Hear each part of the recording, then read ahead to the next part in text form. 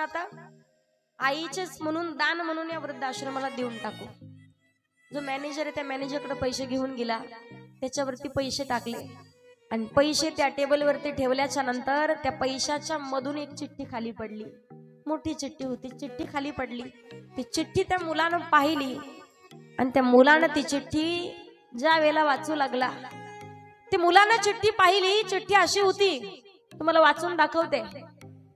चिठ्ठी काढल्याच्या नंतर तो मुलगा वाचू लागला. आईनं लिहिलेलं होतं, बाळा तुझ्यासाठी चिठ्ठी लिहून ठेवली,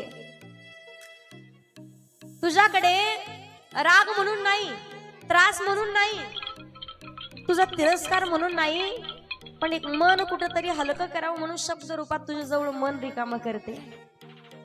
बाळा यशवंत हो, बाळा कीर्तिवंत हो, नामवंत हो, खूप पैसा कमव, खूप आनंदात राहा, अखंड माझे आशीर्वाद तुझ्या सोबत आहेत, असं आईनं लिहिलं. त्याच्या पुढे सांगितलं, बाळा अरे ज्या वेळेला